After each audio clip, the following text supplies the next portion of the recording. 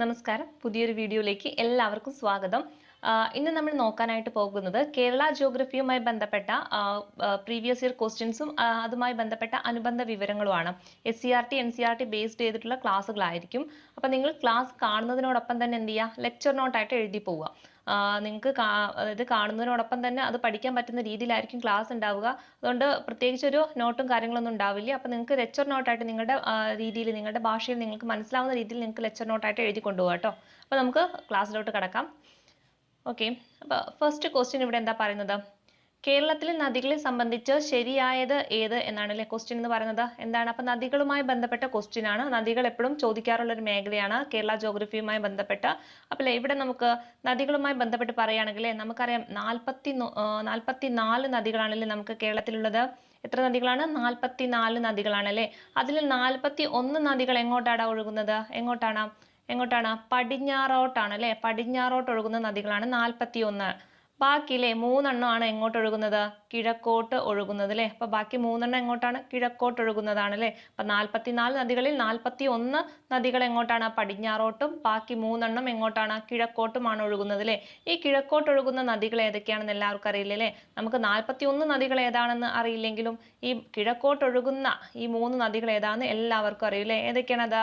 കബനി, അതുപോലെ ഭവാനി, അതുപോലെ ഏതാണ്? പാമ്പാർ അല്ലേ. ഏതാണ്? കബനി, ഭവാനി, പാമ്പാർ അല്ലേ. ഈ 3 നദികളാണ് കിഴക്കോട്ട് ഒഴുകുന്നത് അല്ലേ.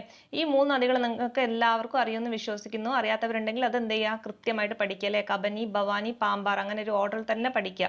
ഓക്കെ, ഇനി പല ആളുകൾക്കുള്ള സംശയമാണ് അല്ലേ. കബനി, ഭവാനി, പാമ്പാർ എന്നറിയാം, പക്ഷെ അത് കിഴക്കോട്ടാണോ പടിഞ്ഞാറോട്ടാണോ എന്ന് ചിലപ്പം പരീക്ഷ ടൈമിൽ നമുക്ക് കൺഫ്യൂഷൻ വരും അല്ലേ.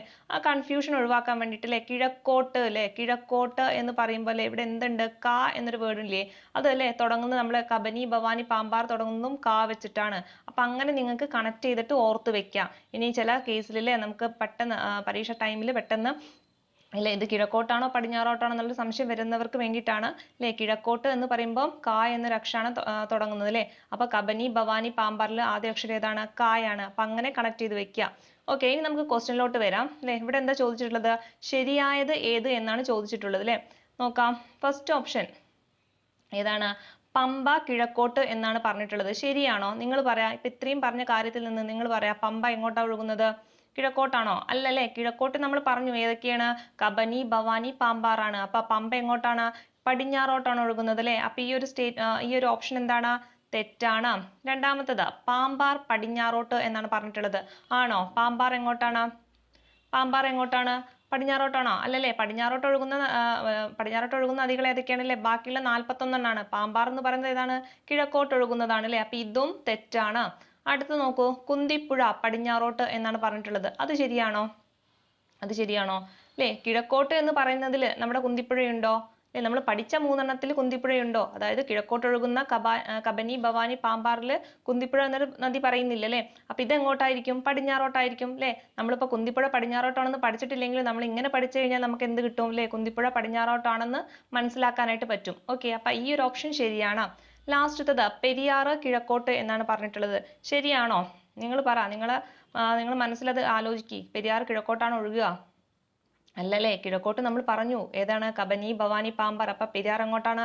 പടിഞ്ഞാറോട്ടാണ്. അപ്പൊ ഈ ഓപ്ഷനും തെറ്റാണ്. അപ്പൊ നമ്മൾ ഉത്തരത്തിലേക്ക് എത്തിയില്ലേ. ഏതാണ്? ഓപ്ഷൻ 3 ആണ് അല്ലേ. ഓക്കെ, ക്ലിയർ അല്ലേ? ക്ലിയർ ആണെന്ന് വിശ്വസിക്കുന്നു. നമുക്ക് അടുത്ത ക്വസ്റ്റ്യൻ നോക്കാം.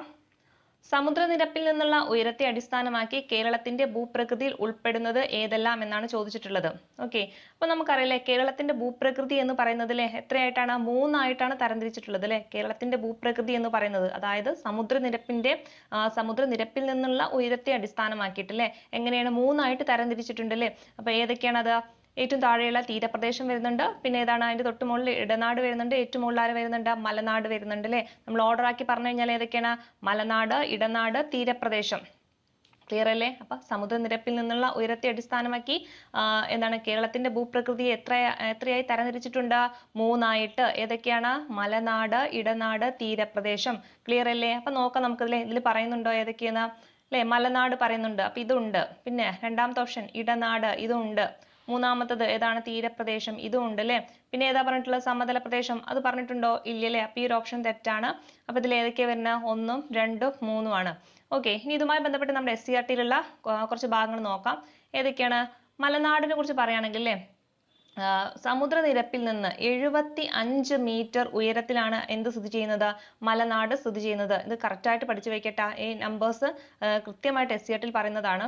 അപ്പൊ അല്ലെ 75 മീറ്റർ അതായത് സമുദ്രനിരപ്പിൽ നിന്ന് അല്ലെ, നമ്മുടെ സമുദ്രനിരപ്പിൽ നിന്ന് അങ്ങോട്ട് അല്ലെ 75 മീറ്റർ അങ്ങോട്ട് ഉയരത്തിലാണ് എന്ത് സ്ഥിതി ചെയ്യുന്നത്? മലനാട്. അതായത് 75 മീറ്ററിന് മുകളിൽ, സമുദ്രനിരപ്പിൽ നിന്ന് 75 മീറ്ററിന് മുകളിലാണ് എന്ത് സ്ഥിതി ചെയ്യുന്നത്? മലനാട് സ്ഥിതി ചെയ്യുന്നത്. അങ്ങനെയാണെങ്കിൽ ഇടനാട് എന്ന് പറയുന്നതോ?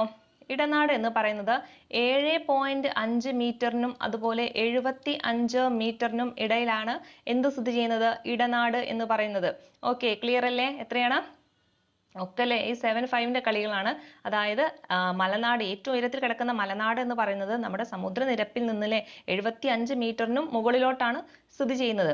ഇടനാട് എന്ന് പറഞ്ഞു കഴിഞ്ഞാൽ ആ 75 അതിന്റെ താഴോട്ട്, അതായത് 7.5 മീറ്ററിനും 75 മീറ്ററിനും ഇടയിലുള്ള ഒരു ഭൂപ്രകൃതിയാണ് എന്ത് പറയുന്നത്? ഇടനാട് എന്ന് പറയുന്നത്. എന്നാൽ തീരപ്രദേശം എന്ന് പറഞ്ഞാൽ എന്താണ്? ഇതിൽ നിന്ന് കിട്ടില്ലേ അല്ലെ, ഈ 7.5 ആണ് പറഞ്ഞതല്ലേ. അപ്പൊ 7.5 മീറ്ററിന് താഴോട്ട്, അപ്പൊ 7.5 മീറ്ററിന് താഴോട്ട് ഉള്ള ഭൂപ്രകൃതിയാണ് ഏത്? തീരപ്രദേശം എന്ന് പറയുന്നത്. ക്ലിയർ അല്ലേ? ക്ലിയർ ആണെന്ന് വിശ്വസിക്കുന്നു. എന്തൊക്കെയാ പറഞ്ഞത്? മലനാട് എന്ന് പറഞ്ഞാൽ എത്ര മീറ്ററിന് മുകളിലാണ്? സമുദ്രനിരപ്പിൽ നിന്ന് 75 മീറ്ററിന് ഉയരമുള്ള പ്രദേശത്തെയാണ് മലനാട് എന്ന് പറയുന്നത്. 7.5 മീറ്ററിനും അതുപോലെ 75 മീറ്ററിനും ഇടയിലാണെങ്കിൽ അത് ഇടനാടാണ്. 7.5 മീറ്ററിന് താഴെയാണെങ്കിൽ അത് ഏതാണ്? തീരപ്രദേശമാണ്. ക്ലിയർ അല്ലേ? ക്ലിയർ ആണെന്ന് വിശ്വസിക്കുന്നു. അതുപോലെ ഇതുമായി ബന്ധപ്പെട്ട് പറയുകയാണെങ്കിൽ അല്ലെ, ഏറ്റവും കൂടുതൽ കാണപ്പെടുന്ന ഭൂപ്രകൃതി എന്ന് പറയുന്നത് ഏതാണ്? മലനാടാണ് അല്ലെ. ഏറ്റവും കൂടുതൽ കാണപ്പെടുന്നത് ഏതാണ്? മലനാടാണ്. ഏകദേശം എത്രയാണ്? 48% നമുക്ക് അല്ലെ, കേരള ഭൂപ്രകൃതി മൊത്തമായിട്ട് എടുത്തു കഴിഞ്ഞാൽ 48% എന്താണ്? മലനാടാണ് കാണപ്പെടുന്നത്. ബാക്കി ഏതൊക്കെയുണ്ട്? 42%വും 10%വും. ഈ 42% ഏതാണെന്ന് ചോദിച്ചാൽ ഇടനാടാണ്. ബാക്കിയുള്ള 10% മാത്രമാണ് എന്ത് വരുന്നത്? തീരപ്രദേശം വരുന്നത്. ഓക്കെ, അതായത് മൊത്തം നമ്മുടെ കേരള ഭൂപ്രകൃതി എടുത്തു കഴിഞ്ഞാൽ നമ്മൾ 3ആയിട്ട് തരംതിരിച്ചു എന്ന് പറഞ്ഞു അല്ലേ. അതിൽ ഏറ്റവും കൂടുതൽ കാണപ്പെടുന്നത് ഏതാണ്? മലനാടാണ്. നമ്മുടെ മൊത്തം ഭൂപ്രകൃതിയുടെ 48% അല്ലേ, ഭൂരിഭാഗവും ഏതാണ്? മലനാടാണ് കാണപ്പെടുന്നത്. 42% ഇടനാട് എന്ന് പറയുന്നത്. ലാസ്റ്റ് അല്ലേ എത്രയാണ്? 10% മാത്രമാണ് തീരപ്രദേശമായിട്ടുള്ളത്. ക്ലിയർ അല്ലേ? ഓക്കെ, നമുക്ക് അടുത്ത ക്വസ്റ്റ്യനിലോട്ട് പോവാം. ഓക്കെ, ഇത് ഇന്ത്യൻ ജോഗ്രഫിയുമായി ബന്ധപ്പെട്ട ക്വസ്റ്റ്യൻ ഇതിൽ കയറിയതാണ്. ഓക്കെ, അടുത്ത ക്വസ്റ്റ്യൻ നോക്കാം. വീണ്ടും നദികളിലോട്ടാണ് വരുന്നത്. പെരിയാറിന്റെ പോഷക നദികൾ ഏതെല്ലാം എന്നാണ് ക്വസ്റ്റ്യൻ. ഓക്കെ, പെരിയാറിന്റെ പോഷക നദികൾ ഏതെല്ലാമാണ്. അപ്പൊ നമുക്ക് പെരിയാറുമായി ബന്ധപ്പെട്ട് കുറച്ച് കാര്യങ്ങൾ നോക്കിയ ശേഷം ഈ ക്വസ്റ്റ്യനിലോട്ട് വരാം. ഇനി പെരിയാറിനെ കുറിച്ച് പറയുകയാണെങ്കിൽ ഏറ്റവും നീളം കൂടിയ, കേരളത്തിലെ ഏറ്റവും നീളം കൂടിയ നദി ഏതാണെന്ന് ചോദിച്ചാൽ ഏതാണ്? പെരിയാർ ആണ് അല്ലെ. ഏറ്റവും നീളം കൂടിയ നദി ഏതാണ്? കേരളത്തിൽ ഏറ്റവും നീളം കൂടിയ നദി ഏതാണ്? പെരിയാർ ആണ് അല്ലെ. അതിന്റെ നീളം എന്ന് പറയുന്നത് എത്രയാണ്? 244 കിലോമീറ്റർ ആണ്. പഠിച്ചു വെച്ചേക്ക. എത്രയാണ്? 244 കിലോമീറ്റർ. എത്രയാണ്? 244 കിലോമീറ്റർ അല്ലെ. ഇനി ഇതിന്റെ പെരിയാറിന്റെ ഉത്ഭവം എവിടെയാണെന്ന് ചോദിച്ചാൽ എവിടെയാണ്? ശിവഗിരി മലയിൽ നിന്നാണ് ഇത് ഉത്ഭവിച്ചു വരുന്നത് അല്ലെ. എവിടെ നിന്നാണ് ഇത് തുടങ്ങി വരുന്നത്? ശിവഗിരി മലയിൽ നിന്നാണ് ഈ പെരിയാർ എന്ന നദി ഒഴുകി വരുന്നത് അല്ലെ. അപ്പൊ ശിവഗിരി മലയിൽ നിന്നാണ് പെരിയാറിന്റെ ഉത്ഭവം എന്ന് പറയുന്നത്. ഓക്കെ, അപ്പൊ 2 പോയിന്റ് കിട്ടിയേ. എന്തൊക്കെയാണ് ഇതിന്റെ നീളം എന്ന് പറയുന്നത് അല്ലെ? ഏറ്റവും നീളം കൂടിയ നദിയാണ്. ഇതിന്റെ നീളം എന്ന് പറയുന്നത് ഏതാണ്? 244 കിലോമീറ്റർ ആണ്. പഠിച്ചു വെച്ചേക്കുക, ചോദിക്കാറുണ്ട്. 244 കിലോമീറ്റർ. ഉത്ഭവം എവിടെയാണ്? ശിവഗിരി മലയിലാണ്. കിട്ടിയില്ലേ? ഇനി അല്ലെ ഇതിന്റെ മറ്റു പേരുകളാണ്. പൂർണ, ചൂർണി എന്നറിയപ്പെടുന്നതും ഏതാണ്? പെരിയാറാണ് അല്ലെ. പെരിയാർ അല്ലെ, രണ്ടില് ഇറുന്നുണ്ട് അല്ലെ. പെരിയാറിലും ഒരു ഇറുണ്ട് അല്ലെ. അപ്പൊ പൂർണ, ചൂർണി എന്നൊക്കെ അറിയപ്പെടുന്നത് ഏതാണ്? പെരിയാറാണ്. ഏതൊക്കെയാണ്? പൂർണ, ചൂർണി എന്നറിയപ്പെടുന്നത് ഏതാണ്? പെരിയാറാണ്. അതുപോലെ തന്നെ ഏറ്റവും നീളം അല്ലെ, ഏറ്റവും വലിയ നദിയാണെന്ന് പറഞ്ഞില്ലേ. അതുകൊണ്ട് തന്നെ അതിൽ തന്നെയാണ് ഏറ്റവും കൂടുതൽ അണക്കെട്ടുകളൊക്കെ സ്ഥിതി ചെയ്യുന്നത്. ഓക്കെ, അപ്പൊ ഏറ്റവും കൂടുതൽ അണക്കെട്ടുകളൊക്കെ സ്ഥിതി ചെയ്യുന്നത് ഏത് നദിയിലാണ്? പെരിയാറിലാണ് അല്ലെ. നമുക്കറിയാം ഇടുക്കിയിലൂടെ ഒക്കെ ഒഴുകുന്ന നദിയാണ് പെരിയാറിലെ. ഏറ്റവും കൂടുതൽ അണക്കെട്ടുകളൊക്കെ കാണപ്പെടുന്നത് എവിടെയാണ്? ഇടുക്കിയിലാണ്. അതുകൊണ്ട് തന്നെ അല്ലെ ഏറ്റവും കൂടുതൽ അണക്കെട്ടുകൾ കാണപ്പെടുന്ന നദി ഏതാണെന്ന് ചോദിച്ചാലും ഏതാണ്? പെരിയാറാണ്. പഠിച്ചു വെച്ചേക്കാം അല്ലെ. അപ്പൊ നമ്മൾ പറഞ്ഞില്ലേ നീളം എന്ന് പറഞ്ഞത് എത്രയാണ്? 244 കിലോമീറ്റർ ആണല്ലേ. ശിവഗിരി മലയിൽ നിന്ന് ഉത്ഭവിക്കുന്നു. പൂർണ്ണ, ചൂർണി എന്നൊക്കെ അറിയപ്പെടുന്നു. അതുപോലെ ഏറ്റവും കൂടുതൽ അണക്കെട്ടുകൾ കാണപ്പെടുന്ന നദിയുമാണ് ഏതാ? പെരിയാർ എന്ന് പറയുന്നത്. ഇനി ഇതിന്റെ പതനമാണ് എവിടെയാണ് പോയി പതിക്കുന്നത്? പെരിയാർ നദിയിലെ ഉത്ഭവിക്കുന്നത് ശിവഗിരി മലയിൽ നിന്നാണെങ്കിലും അത് പോയി പതിക്കുന്നത് എവിടെയാണ്? വേമ്പനാട്ട് കായലില്. വേമ്പനാട്ട് കായലിലാണ് എന്ത് പതിക്കുന്നത്? പെരിയാർ പതിക്കുന്നത്. അതിനുശേഷം ആ നദി എങ്ങോട്ടേക്ക് പോവുകയാണ് ചെയ്യുന്നത്? നമ്മുടെ അറബിക്കടലിലോട്ട് പോയി പതിക്കുകയാണ് ചെയ്യുന്നത്. അപ്പൊ ആദ്യം എവിടെയാണ്? വേമ്പനാട്ട് കായലിലാണ് പതിക്കുന്നത്. അതിനുശേഷം എങ്ങോട്ടേക്ക് പോകുന്നത്? അറബിക്കടലിൽ പോയിട്ട് വീണ്ടും അത് പതിക്കുകയാണ് ചെയ്യുന്നത്. ക്ലിയർ അല്ലേ ഇത്രയും കാര്യങ്ങള്? ഇനി ഇതിന്റെ പ്രധാന കാര്യം അല്ലേ നമ്മുടെ പോഷക നദികൾ അല്ലേ. അപ്പൊ പെരിയാറുമായി ബന്ധപ്പെട്ട ഇതിന്റെ പോഷക നദികൾ, കുറച്ച് പോഷക നദികളുണ്ട്. പഠിക്കാൻ കുറച്ചൊരു ബുദ്ധിമുട്ടാണ്, പക്ഷെ എപ്പോഴും ചോദിക്കാറുള്ളൊരു മേഖല കൂടിയാണ്. അപ്പൊ അല്ലേ ഇത് പഠിക്കാൻ വേണ്ടിയിട്ട് നമുക്കൊരു കോഡൊക്കെ തരാം. പണ്ട് മുതലേ ആൾക്കാർ പഠിച്ചു വരുന്ന ഒരു കോഡാണ്. അപ്പൊ ആദ്യം ഇത് എന്തൊക്കെയാണെന്ന് നോക്കാം. ഇതിന്റെ പോഷക നദികൾ ഏതൊക്കെയാന്ന് നോക്കാം. ഏതൊക്കെയാണ്? കട്ടപ്പനയാറ്, മുല്ലയാറ്, മുതിരപ്പുഴയാറ്, ചെറുതോണിയാറ്, അതുപോലെ പെരിഞ്ചാൻകുട്ടിയാറ്, പെരുതുറയാറ്, ഇടമലയാറ്. എന്തൊക്കെയാന്ന് പറഞ്ഞേ? കട്ടപ്പനയാറ്, മുല്ലയാറ്, മുതിരപ്പുഴയാറ്, ചെറുതോണിയാറ്, പെരിഞ്ചാൻകുട്ടിയാറ്, പെരുതുറയാറ്, അതുപോലെ ഇടമലയാറ്. അല്ലെ പഠിക്കാൻ വലിയൊരു സുഖം ഉള്ള പേരുകളൊന്നല്ല, പക്ഷെ നമുക്ക് എന്ത് ചെയ്യാം? നമ്മുടെ കയ്യിൽ ഒതുക്കാം അല്ലെ. എങ്ങനെയാണ്? ഒരു കോഡാണ്, ഒന്ന് ഓർത്ത് വെക്കട്ടാ. എന്താണ് ആ ഒരു കാര്യം ഒന്ന് ഓർത്ത് വെക്കാം. എന്താണെന്ന് പറഞ്ഞുതരാം അല്ലെ. നമുക്കറിയാം കട്ടപ്പന എന്ന് പറഞ്ഞൊരു സ്ഥലം ഉണ്ട് അല്ലെ. കട്ടപ്പനയാർ എന്ന് പറയുമ്പോൾ കട്ടപ്പന എന്നൊരു സ്ഥലം എടുക്കാം കേട്ടോ. അപ്പൊ നമുക്ക് പറയാൻ പോകുന്നത് കട്ടപ്പനയിലെ അല്ലെ. കട്ടപ്പനയിൽ എന്തുണ്ട്? ഒരു മൊല്ലാക്കയുണ്ട്. ഓക്കെ, ആരുണ്ട്? മൊല്ലാക്കയുണ്ട് കേട്ടോ. അപ്പൊ കട്ടപ്പനയിൽ ആരുണ്ട്? ഒരു മൊല്ലാക്കയുണ്ട്. ആ മൊല്ലാക്കയ്ക്ക് എന്തുണ്ട്? ഒരു കുതിരയുണ്ട്. ഓക്കെ, ആരുണ്ട്? അപ്പൊ കട്ടപ്പനയിൽ ആരുണ്ട്? ഒരു മൊല്ലാക്കയുണ്ട്. അദ്ദേഹത്തിന് ഒരു കുതിരയുണ്ട്. ആ കുതിരയ്ക്ക് എന്താണ് ഇഷ്ടം എന്ന് ചോദിച്ചു കഴിഞ്ഞാൽ ചെറുതേൻ കേട്ടോ.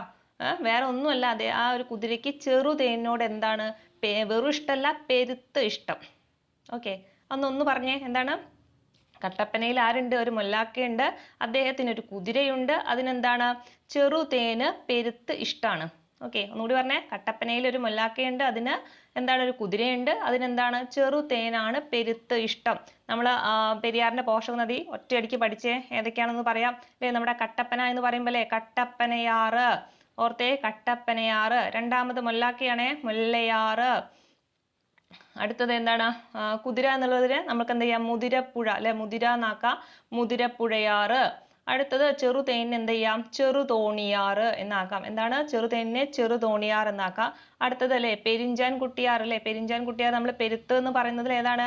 രണ്ടെണ്ണം ഉണ്ട് കേട്ടോ. പെരിഞ്ചാൻകുട്ടിയാറും അതുപോലെ പെരുതുറയാറും. ആ രണ്ട് നദികളും ഓർത്ത് വെക്കുക. ഏതൊക്കെയാണ്? നമ്മൾ പെരുത്ത് ഇഷ്ടം എന്ന് പറഞ്ഞല്ലോ, അതിൽ പെരുത്തിന് അല്ലെ പെരിഞ്ചാൻകുട്ടിയാറുമായിട്ടും അതുപോലെ പെരുതുറയാറുമായിട്ട് കണക്ട് ചെയ്ത് പറയാം. പിന്നെ ഇഷ്ടത്തിന് നമ്മൾ ഇഷ്ടത്തിന് ആ ഇഷ്ടത്തിന് രണ്ട് വേർഡ് മാത്രം എടുക്കാൻ പറ്റുള്ളൂ. ഇഷ്ടത്തിന് ഇടമലയാറുമായിട്ട് കണക്ട് ചെയ്യട്ടോ.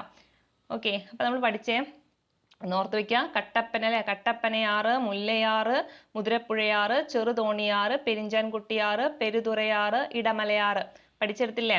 ഓക്കെ, ഒന്നുകൂടി പറഞ്ഞുതരാം. ഏതൊക്കെയാണ്? കട്ടപ്പനയാറ്, മുല്ലയാറ്, മുതിരപ്പുഴയാറ്, ചെറുതോണിയാറ്, പെരിഞ്ചാൻകുട്ടിയാറ്, പെരുതുറയാറ്, ഇടമലയാറ്. ഇതാണ് പെരിയാറിന്റെ പോഷക നദികൾ എന്ന് പറയുന്നത്. ക്ലിയർ ആണെന്ന് വിശ്വസിക്കുന്നു. ഒന്നും കൂടി പറയാം. നമ്മുടെ പെരിയാറുമായി ബന്ധപ്പെട്ടില്ലേ നീളം എത്രയാണ്? നീളം എത്രയാണ്? മനസ്സിന് എടുത്ത് പറയട്ടെ, പെട്ടെന്ന് എടുത്ത് മനസ്സിലേക്ക് കൊണ്ടുവരിക. എത്രയാണ്? 244 കിലോമീറ്റർ ആണ് അല്ലെ. എവിടുന്നാണ് ഉത്ഭവിക്കുന്നത്? ശിവഗിരി മലയിൽ നിന്നാണ്. എന്തൊക്കെ അറിയപ്പെടുന്നു? പൂർണ്ണ, ചൂർണി എന്നറിയപ്പെടുന്നു. ഏറ്റവും കൂടുതൽ അണക്കെട്ടുകൾ കാണപ്പെടുന്നത് എവിടെയാണ്? പെരിയാറിലാണ്. അതുപോലെ പതിക്കുന്നത് എവിടെയാണ്? വേമ്പനാട്ട് കായലിൽ പതിക്കുകയും പിന്നീട് എങ്ങോട്ടേക്ക് പോകുന്നു? അറബിക്കടലിലോട്ട് പോവുകയും ചെയ്യുന്നു. പോഷക നദികൾ ഏതൊക്കെയാണ്? കട്ടപ്പനയാറ്, മുല്ലയാറ്, മുതിരപ്പുഴയാറ്, ചെറുതോണിയാറ്, പെരിഞ്ചാൻകുട്ടിയാറ്, പെരുതുറയാറ്, ഇടമലയാറ്. കിട്ടിയില്ലേ? ഇനി നമുക്ക് ആ ക്വസ്റ്റ്യനിലോട്ട് വരാം. ക്വസ്റ്റ്യൻ ഇവിടെ എന്താ ചോദിച്ചിട്ടുള്ളത്? പെരിയാറിന്റെ പോഷക നദികൾ ഏതെല്ലാം എന്നാണ് ചോദിച്ചിട്ടുള്ളത് അല്ലെ. ഏതൊക്കെയാണ് നോക്കാം. നമുക്ക് ഓപ്ഷൻ നോക്കാം. മുതിരമ്പുഴ. നിങ്ങൾ പറഞ്ഞേ, ഏതാണ്? മുതിരമ്പുഴ ഉണ്ടോ? നിങ്ങൾ മനസ്സിലേക്ക് കൊണ്ടുവരൂ. മുതിരമ്പുഴ നമ്മളിപ്പോ പറഞ്ഞോ? ഉണ്ടല്ലേ. നമ്മൾ കുതിരേനെ മുതിരയായിട്ട് കണക്ട് ചെയ്തല്ലോ അല്ലെ. അപ്പൊ മുതിരപ്പുഴ ഉണ്ട്. രണ്ടാമത്തെ പെരിഞ്ചാൻകുട്ടിയാറ് അല്ലെ. പെരുത്തിഷ്ടത്തിലെ പെരുത്തിലെ പെരു. അപ്പൊ അവിടെ എന്തുണ്ട്? പെരിഞ്ചാൻകുട്ടിയാറ്. ഇതും ഉണ്ട്. അടുത്തത് തൊടുപുഴയാറ്. തൊടുപുഴ നമ്മൾ എവിടെയെങ്കിലും പറഞ്ഞോ? എവിടെയെങ്കിലും പറഞ്ഞു തൊടു വെച്ചിട്ട് ഇല്ല അല്ലേ? അപ്പോൾ ഇതില്ല, ഈ ഒരു ഓപ്ഷൻ ഇല്ല. അടുത്തത് കട്ടപ്പനയാറ് അല്ലേ? കട്ടപ്പന നമ്മളെ കട്ടപ്പനയിൽ മുല്ലാക്കിയാണല്ലോ നമ്മൾ ആദ്യം തന്നെ തുടങ്ങിയത്. അപ്പോൾ കട്ടപ്പനയാറും ഉണ്ട്. അപ്പോൾ ഏതൊക്കെയാണ് പോഷക നദികൾ നമ്മൾ പറഞ്ഞതിൽ അല്ലേ? മുതിരപ്പുഴയുണ്ട്, പെരിഞ്ചാംകുട്ടിയാറുണ്ട്, കട്ടപ്പനയാറുണ്ട് അല്ലേ? അപ്പോൾ ഓപ്ഷൻ 1, 2, 4 അല്ലേ? സി ആണ് ഓപ്ഷൻ. കിട്ടിയില്ലേ? ഓക്കെ, റെഡി അല്ലേ? അടുത്ത ക്വസ്റ്റിനോട്ട് പോവാം. അടുത്ത ക്വസ്റ്റ്യൻ നോക്കാം. വന്യജീവികളോടൊപ്പം ചരിത്ര സ്മാരകങ്ങളെയും പ്രകൃതി വിഭവങ്ങളെയും ഭൗമ സവിശേഷതകളും സംരക്ഷിക്കുന്നതിനായി പ്രഖ്യാപിക്കപ്പെട്ടിരിക്കുന്ന വനമേഖല ഏത് എന്നാണ് ചോദിച്ചിട്ടുള്ളത്. ഓക്കെ, എന്താ ക്വസ്റ്റ്യന്? വന്യജീവികളെയും അതുപോലെ ചരിത്ര സ്മാരകങ്ങളെയും പ്രകൃതി വിഭവങ്ങളെയൊക്കെ ഭൗമ സവിശേഷതകളും സംരക്ഷിക്കുന്നതിനായിട്ട് പ്രഖ്യാപിക്കപ്പെട്ട വനമേഖല. ഓപ്ഷൻസ് പറയുന്നുണ്ട്: national park, botanical garden, community reserve, ecological spot. ഇത് നമ്മുടെ SCRT പ്രത്യേകത എടുത്ത് പറയുന്നുണ്ട്. നമുക്ക് ആദ്യം അത് പഠിച്ചിട്ട് എന്ത് ചെയ്യാം, ഈ ക്വസ്റ്റ്യനിലേക്ക് വരാം. ഓക്കെ, അപ്പോൾ ഈ വന്യജീവി സങ്കേതം അതുപോലെ നാഷണൽ പാർക്ക് ഇതൊക്കെ എന്താണ്? ഇൻസിറ്റു കൺസർവേഷൻ ഉൾപ്പെടുന്നതാണ് കേട്ടോ. ഇൻസിറ്റു കൺസർവേഷൻ പ്രത്യേകം ഓർത്ത് വെക്കണം. ഏതൊക്കെയാണ്? വന്യജീവി സങ്കേതം ഉണ്ട്, നാഷണൽ പാർക്ക് ഉണ്ട്, അതുപോലെ കമ്മ്യൂണിറ്റി റിസർവുകൾ ഉണ്ട്, കൂടാതെ ബയോസ്ഫിയർ റിസർവുകൾ, കാവുകൾ, ഇക്കോളജിക്കൽ ഹോട്ട്സ്പോട്ട്. ഈ ഇത്രയും പറഞ്ഞ കാര്യങ്ങളൊക്കെ എന്താണ്? ഇൻസിറ്റു കൺസർവേഷനിൽ വരുന്നതാണ് കേട്ടോ. എക്സിറ്റിൽ വരുന്നത് ബൊട്ടാണിക്കൽ ഗാർഡൻ ഒക്കെയാണ് വരുന്നത്. നമുക്ക് ആദ്യം ഇത് നോക്കാം. ഇൻസിറ്റു കൺസർവേഷൻ ആണ് ഏതൊക്കെയാന്ന് നോക്കാം. ഫസ്റ്റ് വൺ ആണ് വന്യജീവി സങ്കേതങ്ങൾ. ഓക്കെ, എന്താണ് വന്യജീവി സങ്കേതങ്ങൾ അല്ലേ? നമുക്കറിയാം ഒരുപാട് വന്യജീവി സങ്കേതങ്ങൾ ഉണ്ട് അല്ലേ? ഏതൊക്കെയാണ്? പെരിയാർ വന്യജീവി സങ്കേതം ഉണ്ട്, അതുപോലെ വയനാട്, അങ്ങനെയുള്ള ഒരുപാട് വന്യജീവി സങ്കേതങ്ങളൊക്കെ ഉണ്ട് അല്ലേ? അപ്പൊ ഇതൊക്കെ എന്തിനു വേണ്ടിയിട്ടാണ് രൂപീകരിച്ചിട്ടുള്ളത് നോക്കാം. വന്യജീവി സങ്കേതങ്ങൾ അല്ലേ? ആവാസ വ്യവസ്ഥകളെ പരിരക്ഷിച്ചുകൊണ്ട് വന്യജീവികളുടെ വംശനാശം തടയാനായി പ്രഖ്യാപിക്കപ്പെട്ടിട്ടുള്ള വനമേഖലകളാണിവ. എന്താണ് അല്ലേ? വന്യജീവികളുടെ വംശനാശം തടയാൻ വേണ്ടിയിട്ടാണ് അല്ലേ? അവരുടെ ആവാസ വ്യവസ്ഥകളെ പരിരക്ഷിച്ചുകൊണ്ടല്ലേ, അവർ നിൽക്കുന്ന ആ ഒരു സ്ഥലത്തെ അവിടുത്തെ അല്ലേ ആ ഒരു ഭൂപ്രകൃതിയെ സംരക്ഷിച്ചുകൊണ്ട് എന്ത് ചെയ്യുക, അവിടുത്തെ വന്യജീവികളുടെ വംശനാശം തടയാൻ വേണ്ടിയിട്ട് പ്രഖ്യാപിക്കപ്പെട്ടിട്ടുള്ള വനമേഖലകളാണിവ അല്ലേ?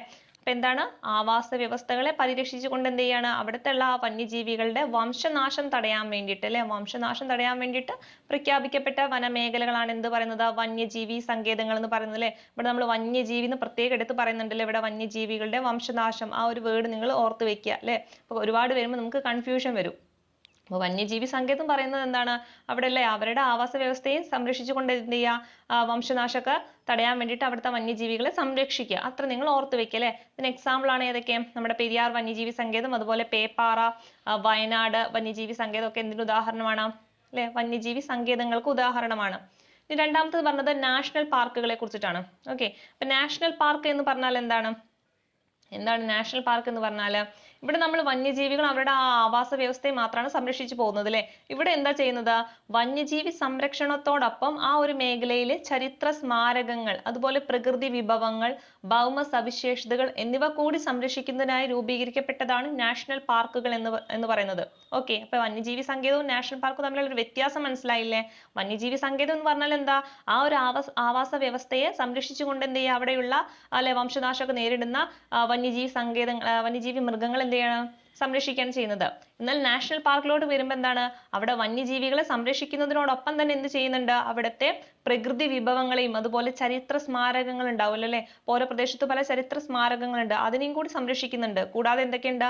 ഭൗമ സവിശേഷതകൾ എന്നിവയെ കൂടി സംരക്ഷിക്കുന്നതിന് വേണ്ടിയിട്ട് രൂപീകരിച്ചതാണ് എന്താ? നാഷണൽ പാർക്കുകൾ എന്ന് പറയുന്നത്. ക്ലിയർ അല്ലേ? ഓക്കെ, ഈ നാഷണൽ പാർക്കുകൾക്ക് ഉദാഹരണമാണ് ഏതാ? ഇരവികുളം, അതുപോലെ സൈലന്റ് വാലി, ആനമുടിച്ചോല, മതികെട്ടാൻ ചോല, അതുപോലെ പാമ്പാടും ചോല തുടങ്ങിയവ കേട്ടോ. അപ്പൊ ചോദിക്കാം, അതിന്റെ എക്സാമ്പിൾ ഒക്കെ ചോദിക്കാം. ഏതൊക്കെയാണ്? ഇരവികുളം ഉണ്ട്, അതുപോലെ സൈലന്റ് വാലി ഉണ്ട്, ആനമുടിച്ചോല ഉണ്ട്, മതികെട്ടാൻ ചോല, പാമ്പാടും ചോല ഒക്കെ ഉണ്ട്. എന്തിന് ഉദാഹരണം? നമ്മുടെ നാഷണൽ പാർക്കുകൾക്ക് ഉദാഹരണം എന്ന് പറയുന്നത്. ക്ലിയർ അല്ലേ? അപ്പൊ വന്യജീവി സങ്കേതം ഏതൊക്കെയാണ്? പെരിയാർ, വയനാട്, പേപ്പാറയൊക്കെയാണ്. ഇനി അടുത്തത് കമ്മ്യൂണിറ്റി റിസർവുകളെ കുറിച്ചിട്ടാണ് അല്ലെ. കമ്മ്യൂണിറ്റി റിസർവുകൾ എന്ന് പറഞ്ഞാൽ എന്താണ്? പൊതുജന പങ്കാളിത്തത്തോടെ സംരക്ഷിക്കപ്പെടുന്ന പ്രദേശങ്ങളെയാണ് കമ്മ്യൂണിറ്റി റിസർവുകൾ എന്ന് പറയുന്നത്. ഓക്കെ, ഇവിടെ എന്താണ് കമ്മ്യൂണിറ്റി റിസർവുകൾ കൊണ്ട് ഉദ്ദേശിക്കുന്നത്? ഇവിടെ എന്താണ്? ഒരു പൊതുജനങ്ങളുടെ പങ്കാളിത്തം ഇവിടെ ഉണ്ട് അല്ലെ. അവരുടെ ഒരു പങ്കാളിത്തത്തോട് കൂടിയിട്ട് ആ ഒരു പ്രദേശത്തെ എന്ത് ചെയ്യാം? സംരക്ഷിച്ചു പോവുകയാണ് ചെയ്യുന്നത്. ഓക്കെ, നിങ്ങൾ ഈ കണ്ടൽ ഇവിടെ മലപ്പുറം കോഴിക്കോട് ജില്ലയിൽ സ്ഥിതി ചെയ്യുന്ന അല്ലെ കടലുണ്ടി കമ്മ്യൂണിറ്റി റിസർവ് കണ്ടിട്ടുണ്ടെങ്കിൽ നിങ്ങൾക്ക് മനസ്സിലാവും അല്ലെ. ട്രെയിനൊക്കെ പോകുമ്പോൾ നിങ്ങൾക്ക് ഇത് കാണാൻ പറ്റും. ഇതൊക്കെ എന്താണ് കമ്മ്യൂണിറ്റി റിസർവ് കൊണ്ട് ഉദ്ദേശിക്കുന്നത് എന്താണ്? അവിടെ എന്താണ് പൊതുജന പങ്കാളിത്തത്തോടെ അല്ലെ, പൊതുജന പങ്കാളിത്തത്തോടെയാണ് അവിടെ ആ ഒരു പ്രദേശത്തെ സംരക്ഷിക്കുന്നത്. ഓക്കെ, അതെന്തായിരിക്കും? ജനവാസ കേന്ദ്രങ്ങൾക്കിടയിൽ പരിസ്ഥിതി പ്രാധാന്യമേറിയ പ്രദേശങ്ങളായിരിക്കും അല്ലെ, അതൊരു ജനവാസ മേഖലകളായിരിക്കും. ഓക്കെ, നമ്മുടെ വന്യജീവി സങ്കേതം പോലെ അല്ലെങ്കിൽ നമ്മുടെ നാഷണൽ പാർക്ക് പോലെ ആയിരിക്കില്ല, അതൊരു ജനവാസ മേഖലയിൽ കാണുന്ന അല്ലെ കുറച്ച് ഭാഗം മാത്രമായിട്ട് ഉണ്ടാവുന്ന ഒരു പ്രദേശമായിരിക്കും. ഇതെന്താണ്? പൊതുജന പങ്കാളിത്തത്തോടെ എന്താണ് അവരത് സംരക്ഷിച്ച് പോയിക്കൊണ്ടിരിക്കുന്നതായിരിക്കും. അതാണ് കമ്മ്യൂണിറ്റി റിസർവുകൾ എന്ന് പറയുന്നത്. ക്ലിയർ അല്ലേ? ഒന്നുകൂടി പറയാം. പൊതുജന പങ്കാളിത്തത്തോടെ സംരക്ഷിക്കപ്പെടുന്ന പ്രദേശങ്ങളാണ് കമ്മ്യൂണിറ്റി റിസർവുകൾ എന്ന് പറയുന്നത്. ജനവാസ കേന്ദ്രങ്ങൾക്കിടയിലെ പരിസ്ഥിതി പ്രാധാന്യമേറിയ പ്രദേശങ്ങളായിരിക്കും ഇവ എന്ന് പറയുന്നത്. അതുപോലെ ഇതിന്റെ ഒരു എക്സാമ്പിൾ ആണ് നമ്മുടെ മലപ്പുറം, കോഴിക്കോട് ജില്ലയിലായി സ്ഥിതി ചെയ്യുന്ന ഏതാ? കടലുണ്ടി കമ്മ്യൂണിറ്റി റിസർവ് അല്ലെ. അപ്പൊ ചോദിക്കാറുണ്ട് അല്ലെ, കമ്മ്യൂണിറ്റി റിസർവിലെ ഉദാഹരണമാണ് ഇത് കടലുണ്ടി കമ്മ്യൂണിറ്റി റിസർവ് എന്ന് പറയുന്നത്. ക്ലിയർ അല്ലേ? അടുത്ത ഭാഗത്തിലോട്ട് പോകാം. അടുത്തതാണ് ബയോസ്ഫിയർ റിസർവ് എന്ന് പറയുന്നത് അല്ലെ. എന്താണ് ബയോസ്ഫിയർ റിസർവ് എന്ന് പറഞ്ഞാൽ? എന്താണ്? ലോകത്തിലെ പ്രധാനപ്പെട്ട ആവാസ വ്യവസ്ഥകളെയും ജൈവ വൈവിധ്യത്തെയും ജനിതക സ്രോതസ്സുകളെയും സംരക്ഷിക്കുക എന്ന ഉദ്ദേശത്തോടെ സ്ഥാപിക്കപ്പെട്ട വിശാലമായ ഭൂപ്രദേശമാണ് എന്താ? ബയോസ്ഫിയർ റിസർവ് എന്ന് പറയുന്നത് അല്ലെ. നമ്മുടെ നീലഗിരി, അഗസ്ത്യമല ഇവയ്ക്ക് എന്തൊരു ഉദാഹരണമാണ്? ബയോസ്ഫിയർ റിസർവിൽ ഉൾപ്പെടുന്നതാണ്. ഓക്കെ, അപ്പൊ എന്താണ് ഇവിടെ ലോകത്തിൽ തന്നെ അല്ലെ പ്രധാനപ്പെട്ട ആവാസ വ്യവസ്ഥകളായിരിക്കും എന്ന് പറയുന്നത്. ഓക്കെ, അപ്പൊ ലോകത്തിൽ തന്നെ ഏറ്റവും പ്രധാനപ്പെട്ട ആവാസ വ്യവസ്ഥകളെയും ജൈവ വൈവിധ്യ ജനിതക സ്രോതസ്സുകളുടെയും സംരക്ഷിക്കുക എന്ന ഉദ്ദേശത്തോടെ സ്ഥാപിക്കപ്പെട്ട ഭൂപ്രദേശത്തെയാണ് എന്ത് പറയുന്നത്? ബയോസ്ഫിയർ റിസർവ് എന്ന് പറയുന്നത്. അപ്പൊ ഏതൊക്കെയാണ് ഉദാഹരണം ഏതൊക്കെയാണെന്ന് ചോദിച്ചാൽ ഏതൊക്കെയാണ്? നീലഗിരി ഉണ്ട്, അതുപോലെ അഗസ്ത്യമലയുണ്ട് കേട്ടോ. ഓർത്ത് വെച്ചേക്കുക ബയോസ്ഫിയർ റിസർവ് എന്താണെന്നൊക്കെ കേട്ടോ. അടുത്തതാണ് കാവുകൾ എന്ന് പറയുന്നത് അല്ലെ. കാവുകളൊക്കെ എന്താണെന്ന് എല്ലാവർക്കും അറിയില്ലല്ലേ? നമുക്കറിയാലേ, നമ്മുടെ മനുഷ്യവാസ പ്രദേശങ്ങളിൽ സംരക്ഷിക്കപ്പെട്ടു വരുന്ന വിസ്തൃതി കുറഞ്ഞ ജൈവ വൈവിധ്യ മേഖലയാണ്. അപ്പൊ അത് പ്രത്യേകം ശ്രദ്ധിക്കുക അല്ലെ. നമ്മുടെ കമ്മ്യൂണിറ്റി റിസർവുകളും എന്താണ്? ജനപങ്കാളിത്തത്തോടെയാണ്. ഇതെന്താണ്? നമ്മുടെ മനുഷ്യവാസ പ്രദേശങ്ങളിൽ എന്ത് ചെയ്യണം? സംരക്ഷിച്ചു പോകുന്ന വിസ്തൃതി കുറഞ്ഞതാണ് ഇവിടുത്തെ പോയിന്റിൽ. വളരെ വിസ്തൃതി കുറഞ്ഞ ജൈവ വൈവിധ്യ മേഖലകളാണ് അല്ലെ. അതായത് നിങ്ങൾ ഒരുപാട് അല്ലെ കാവുകളൊക്കെ കണ്ടിട്ടുണ്ടാവും എന്ന് പ്രതീക്ഷിക്കുന്നു അല്ലെ. അത് കണ്ടാൽ നിങ്ങൾക്ക് മനസ്സിലാവും അല്ലെ. നമ്മുടെ മനുഷ്യവാസ കേന്ദ്രങ്ങളായിരിക്കും ഇത് ഉണ്ടായിരിക്കുക. അതുപോലെ എന്താണ്? വളരെ കുറഞ്ഞ പ്രദേശത്ത് അല്ലെ, കുറഞ്ഞ വിസ്തൃതിയിലായിരിക്കും ഈ ഒരു ഭൂപ്രദേശം കണ്ടുവരുന്നത് അല്ലെ. അപ്പൊ വിസ്തൃതി കുറഞ്ഞ ജൈവ വൈവിധ്യം എന്താണ്? ഒരുപാട് ജൈവ വൈവിധ്യം നിറഞ്ഞിരിക്കുന്ന ഒരു മേഖലയായിരിക്കും. ഓക്കെ, അപ്പൊ എന്താണ് പറഞ്ഞത്? മനുഷ്യവാസ പ്രദേശങ്ങളിൽ സംരക്ഷിക്കപ്പെടുന്ന വിസ്തൃതി കുറഞ്ഞ ജൈവ വൈവിധ്യ മേഖലകൾക്ക് ഉദാഹരണമാണ് എന്താ? കാവുകൾ എന്ന് പറയുന്നത്. ഓക്കെ, ക്ലിയർ അല്ലേ? ഇനി അടുത്ത് നമുക്ക് എക്കോളജിക്കൽ ഹോട്ട്സ്പോട്ടിനെ കുറിച്ചിട്ടാണ് പറയുന്നത് അല്ലെ. എന്താണ് ഇക്കോളജിക്കൽ ഹോട്ട്സ്പോട്ട് കൊണ്ട് ഉദ്ദേശിക്കുന്നത് അല്ലെ? ധാരാളം സ്പീഷീസുകൾ ഉൾപ്പെടുന്ന അല്ലെ, സ്പീഷീസുകൾ ഉൾപ്പെടുന്ന അതുപോലെ ആവാസ നാശ ഭീഷണി നേരിടുന്നതുമായ ജൈവ വൈവിധ്യ മേഖലകളാണ് എന്ത് പറയുന്നത്? ഇക്കോളജിക്കൽ ഹോട്ട്സ്പോട്ടിൽ വരുന്നത്. എന്താണ്? തദ്ദേശീയമായിട്ട് ധാരാളം സ്പീഷീസുകൾ അല്ലെ, സ്പീഷീസുകൾ ഉൾക്കൊള്ളുന്ന അതുപോലെ ആവാസനാശ ഭീഷണി നേരിടുന്നതുമായ ജൈവ വൈവിധ്യ മേഖലകൾക്ക് ഉദാഹരണം ഏതാണ്? ഇക്കോളജിക്കൽ ഹോട്ട്സ്പോട്ടുകളാണ്. ക്ലിയർ അല്ലേ? നമ്മുടെ അല്ലെ ലോകത്താകമാനല്ലേ 34 ഹോട്ട്സ്പോട്ടുകളിൽ 3 എന്ന് പറയുന്നത് എവിടെയാണ്? നമ്മുടെ ഇന്ത്യയിലാണ്. അത് ഏതൊക്കെയാണെന്ന് ഓർത്ത് വെച്ചേക്കുക. ഏതാണ്? നമ്മുടെ പശ്ചിമഘട്ടം ഒക്കെ എന്താണ്? ഇക്കോളജിക്കൽ ഹോട്ട്സ്പോട്ട് ആണ്. ഏതൊക്കെയാണ്? പശ്ചിമഘട്ടം, അതുപോലെ വടക്ക് കിഴക്കൻ ഹിമാലയം, അതുപോലെ ഇന്തോ ബർമ മേഖല അല്ലെ. അപ്പൊ ഈ 3 കാര്യം ഓർത്ത് വെക്കുക. ഏതൊക്കെയാണ്? പശ്ചിമഘട്ടം, അതുപോലെ വടക്കു കിഴക്കൻ ഹിമാലയം, ഇന്തോ ബർമ. ഇതൊക്കെ എന്തൊരു ഉദാഹരണമാണ്? ഇക്കോളജിക്കൽ ഹോട്ട്സ്പോട്ടുകൾക്ക് ഉദാഹരണമാണ്. അപ്പൊ എന്താണ് ഇക്കോളജിക്കൽ ഹോട്ട്സ്പോട്ട് എന്ന് പറഞ്ഞാൽ? തദ്ദേശീയമായിട്ട് ധാരാളം സ്പീഷീസുകളുള്ള ആവാസ നാശ ഭീഷണി നേരിടുന്നതുമായ ജൈവ വൈവിധ്യ മേഖലകളാണ് എന്തെന്ന് പറയുന്നത്? ഇക്കോളജിക്കൽ ഹോട്ട്സ്പോട്ട് എന്ന് പറയുന്നത്. ഉദാഹരണമാണ് നമ്മുടെ നമ്മുടെ പശ്ചിമഘട്ടമൊക്കെ ഇക്കോളജിക്കൽ ഹോട്ട്സ്പോട്ടിന് ഉദാഹരണമാണ് കേട്ടോ. ചോദിക്കാം. അതുപോലെ വടക്ക് കിഴക്കൻ ഹിമാലയം, അതുപോലെ ഇന്തോ ബർമ, ഈ 3 എണ്ണമാണ് എന്താ? ഇക്കോളജിക്കൽ ഹോട്ട്സ്പോട്ട് എന്ന് പറയുന്നത് അല്ലെ. അപ്പൊ ഇന്ത്യയിൽ 3 എണ്ണമാണ് ഉള്ളത്. ഏതൊക്കെയാണ് 3 എണ്ണം? പശ്ചിമഘട്ടം ഉണ്ട്, വടക്ക് കിഴക്കൻ ഹിമാലയം ഉണ്ട്, അതുപോലെ ഇന്തോ ബർമ. ഈ 3 എണ്ണമാണ് ഇന്ത്യയിൽ കാണുന്ന ഇക്കോളജിക്കൽ ഹോട്ട്സ്പോട്ട് എന്ന് പറയുന്നത്. ക്ലിയർ അല്ലേ? അപ്പൊ എന്തൊക്കെയെന്ന് പറഞ്ഞത് ഒന്ന് റിവൈസ് ചെയ്തെടുത്തേ. വന്യജീവി സങ്കേതം. എന്താ വന്യജീവി സങ്കേതം കൊണ്ട് ഉദ്ദേശിക്കുന്നത്?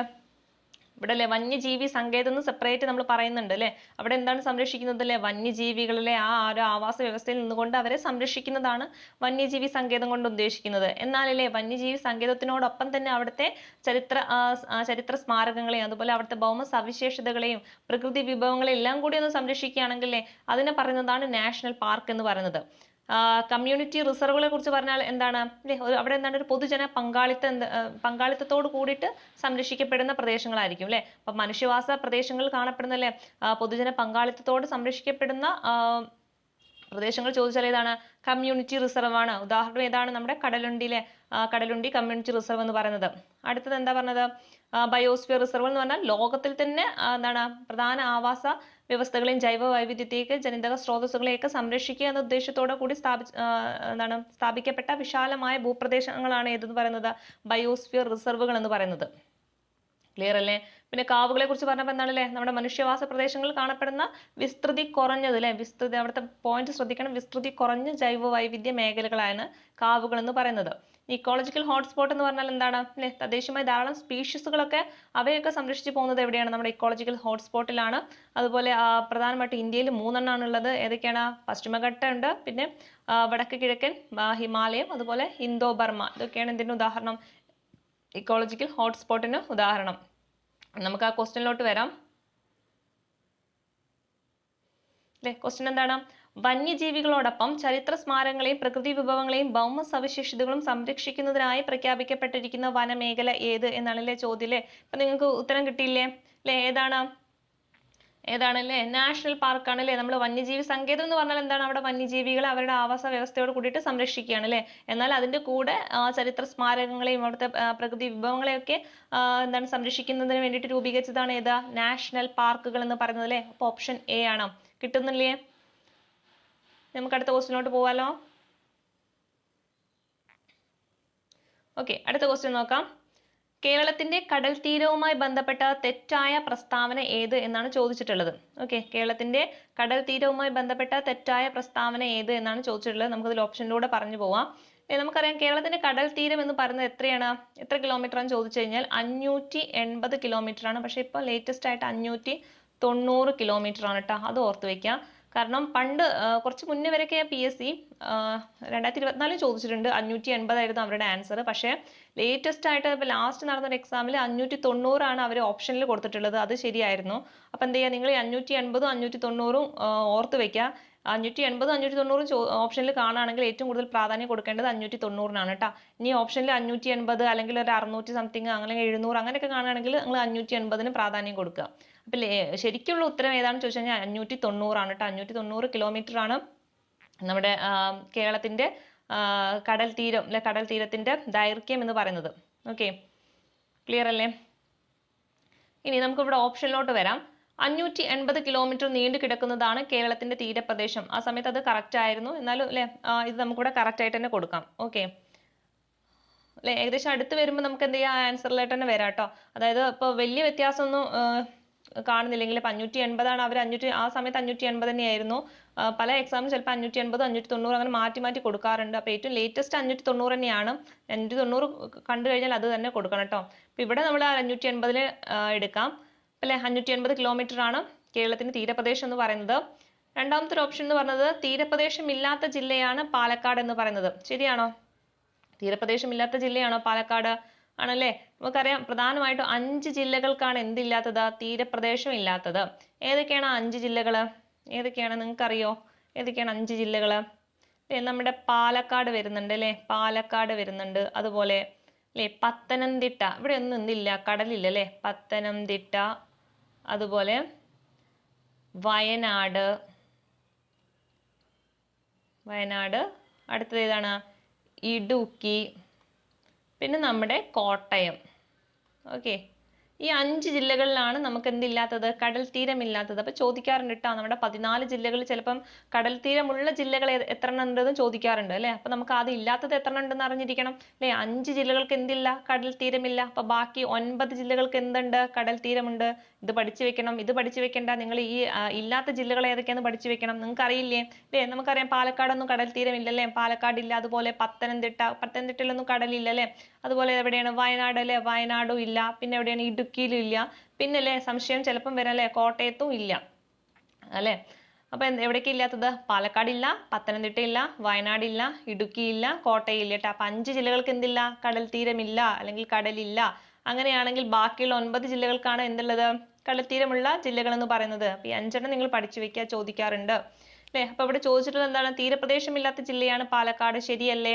ആണല്ലേ? തീരപ്രദേശം ഇല്ലാത്തതാണല്ലേ? അപ്പൊ എവിടെയാണ് പാലക്കാട്? തീരപ്രദേശമില്ലാത്ത ജില്ലയാണ്. അപ്പൊ അത് ശരിയാണ്. അടുത്തത് എന്താണ്? കേരളത്തിന്റെ വിനോദസഞ്ചാര മേഖലയിൽ തീരപ്രദേശം നിർണായകമായ പങ്ക് വഹിക്കുന്നു അല്ലേ? അതൊരു ശരിയായ ഒരു പോയിന്റ് ആണ് അല്ലേ? കേരളത്തിന്റെ വിനോദസഞ്ചാര മേഖലയൊക്കെ എന്താണ്? തീരപ്രദേശം എന്താണ് അതിന് സ്വാധീനിക്കുന്നുണ്ട് അല്ലേ? അപ്പൊ അതൊരു ശരിയായ സ്റ്റേറ്റ്മെന്റ് ആണ്. അടുത്ത ഓപ്ഷനിലെ 680 കിലോമീറ്റർ നീണ്ടു കിടക്കുന്നതാണ് കേരളത്തിന്റെ തീരപ്രദേശം എന്ന് പറയുന്നത് അല്ലേ? ഇത് തെറ്റാണ് അല്ലേ? ഒരുപാട് വ്യത്യാസമുണ്ട് അല്ലേ? അപ്പൊ എന്താണ്? ഈ ഒരു ഓപ്ഷൻ തെറ്റാണ്. നമ്മൾ പറഞ്ഞു ആ സമയത്ത് 580 ആയിരുന്നു, അതുകൊണ്ടാണ് ഇവിടെ ഇത് എടുത്തിട്ടുള്ളത്. പിന്നെ വരുന്ന പരീക്ഷകളിലൊക്കെ 590 നിങ്ങൾക്ക് പ്രാധാന്യം കൊടുക്കാം കേട്ടോ. അല്ലെ? അപ്പൊ ഇവിടെ എന്താ ചോദിച്ചിട്ടുള്ളത്? തെറ്റായ പ്രസ്താവന ഏത് എന്നാണ് അല്ലെ? അപ്പൊ എന്താണ്? 680 അല്ലല്ലേ? നമ്മൾ പഠിച്ചിട്ടുണ്ട് 590 കിലോമീറ്റർ ആണ്. അപ്പൊ ഈ ഒരു ഓപ്ഷൻ എന്താണ്? തെറ്റാണ്. ബാക്കിയുള്ള ഇതിൽ തെറ്റായത് ചോദിച്ചിട്ടുള്ളൂ അല്ലെ? ഓപ്ഷൻ സി ആണ് ആൻസർ എന്ന് പറയുന്നത്. ക്ലിയർ അല്ലേ? അടുത്ത ക്വസ്റ്റിനോട്ട് പോവാം. അടുത്ത ക്വസ്റ്റ്യൻ നോക്കാം. ആനമുടിയുമായി ബന്ധപ്പെട്ട് താഴെ കൊടുത്തിരിക്കുന്ന പ്രസ്താവനകളിൽ തെറ്റായ പ്രസ്താവന ഏത് എന്നാണ് ചോദിച്ചിട്ടുള്ളത്. ഓക്കെ, എന്താണ്? ആനമുടിയുമായി ബന്ധപ്പെട്ടിട്ടാണ്. അതിൽ തെറ്റായ പ്രസ്താവന ഏത് എന്നാണ് ചോദിച്ചിട്ടുള്ളത് അല്ലെ? അപ്പൊ നമുക്ക് നോക്കാം. ആനമുടി എന്ന് പറയുന്നത് എന്താണ്? അല്ലെ, നമ്മുടെ പശ്ചിമഘട്ട മലനിരകളുടെ ഭാഗമാണ് അല്ലെ? ആനമുടി എന്ന് പറയുന്നത് എന്താണ്? പശ്ചിമഘട്ട മലനിരകളുടെ ഭാഗമാണ് അല്ലെ? ഇത് എവിടെയാണ്? നമ്മുടെ കേരളത്തിലാണ് അല്ലെ കാണപ്പെടുന്നത്? എവിടെയാണ്? കേരളത്തിലാണ്.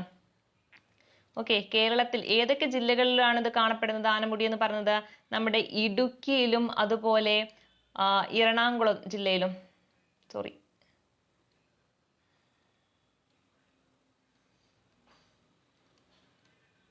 എറണാകുളം ജില്ലയിലെ അപ്പൊ ഇടുക്കിയിലും അതുപോലെ എറണാകുളം ജില്ലയിലുമായിട്ടാണല്ലേ ആനമുടി കാണപ്പെടുന്നത്. അതുപോലെ ഇതിനെ പറ്റി പറയുകയാണെങ്കിൽ ഉപദ്വീപീയ ഇന്ത്യയിലെ ഏറ്റവും ഉയരമുള്ള കൊടുമുടി ഏതാണെന്ന് ചോദിച്ചാൽ ഏതാണ്? ആനമുടിയാണ്. എവിടെയാണ്? ഇന്ത്യയിലല്ല, എവിടെയാണ്? ഉപദ്വീപീയ ഇന്ത്യയിലെ ഏറ്റവും ഉയരമുള്ള കൊടുമുടി ഏതാണെന്ന് ചോദിച്ചാൽ ഏതാണ്? ആനമുടിയാണ്. മാറിപ്പോകരുത്, പ്രത്യേകം ശ്രദ്ധിക്കണം. ഉപദ്വീപീയ ഇന്ത്യയിൽ നിന്നാണ് പറയുന്നത് കേട്ടോ. അപ്പൊ ഉപദ്വീപീയ ഇന്ത്യയിലെ ഏറ്റവും ഉയരം കൂടിയ കൊടുമുടി ഏതാണ്? ആനമുടിയാണ് അല്ലെ? അപ്പൊ നമ്മൾ എവിടെയാണ് പറഞ്ഞത്? ആനമുടി എന്തിന്റെ ഭാഗമാണ്? നമ്മുടെ പശ്ചിമഘട്ട മലനിരയുടെ ഭാഗമാണ്. എവിടെയാണ്? കേരളത്തിലാണ് ഇത് കാണപ്പെടുന്നത് അല്ലെ? കേരളത്തിൽ ഏതൊക്കെ ജില്ലകളിലാണ്? ഇടുക്കി, എറണാകുളം ജില്ലയിലായിട്ടാണ് ഇത് കാണപ്പെടുന്നത്. പിന്നെന്താണ്? ഉപദ്വീപീയ ഇന്ത്യയിലെ ഏറ്റവും ഉയരം കൂടിയ കൊടുമുടിയും എന്താണ്? ആനമുടിയാണ്. അപ്പൊ ഇവിടെ എന്താണ് ക്വസ്റ്റ്യൻ ചോദിച്ചിട്ടുള്ളത്? തെറ്റായ പ്രസ്താവനയാണ് ചോദിച്ചിട്ടുള്ളത് അല്ലെ? അപ്പൊ ഫസ്റ്റ് ഓപ്ഷൻ എന്താണ്? ആനമുടി പശ്ചിമഘട്ട മലനിരകളുടെ ഭാഗമാണ് അല്ലെ? ശരിയാണ് അല്ലെ? ആനമുടി എന്ന് പറഞ്ഞാൽ എന്താണ്? നമ്മുടെ പശ്ചിമഘട്ടത്തിന്റെ ഒരു ഭാഗമാണ്. അതുപോലെ അല്ലെ ആനമുടി എവിടെയാണ്? തമിഴ്നാട്ടിലാണോ അല്ലെ? അല്ലല്ലേ, തെറ്റാണ്. ഈ ഒരു ഓപ്ഷൻ തെറ്റാണ് അല്ലെ? തമിഴ്നാട്ടിലല്ല, നമ്മുടെ കേരളത്തിലാണ്. അതുപോലെ ഉപദ്വീപീയ ഇന്ത്യയിലെ ഏറ്റവും ഉയരമുള്ള കൊടുമുടിയാണ് ആനമുടി. ശരിയാണോ? ശരിയാണല്ലേ? അപ്പൊ പ്രത്യേകം ശ്രദ്ധിക്കണം അല്ലെ? ഉപദ്വീപീയ ഇന്ത്യയിൽ എന്ന് പറഞ്ഞു കഴിഞ്ഞാൽ ഏതാണ്? ആനമുടിയാണ്. അടുത്ത ഓപ്ഷൻ എന്താണ്? ആനമുടി കേരളത്തിലാണ് സ്ഥിതി ചെയ്യുന്നത്. ഇതും ശരിയാണ്. അപ്പൊ ഇവിടെ തെറ്റായിട്ടുള്ള പ്രസ്താവനയാണ് ചോദിച്ചിട്ടുള്ളത്. ഏതാണ് തെറ്റായിട്ടുള്ളത്? രണ്ടാമത്തേതാണ് അല്ലെ? അപ്പൊ ഓപ്ഷൻ എ ആണ്. കിട്ടിയില്ലേ?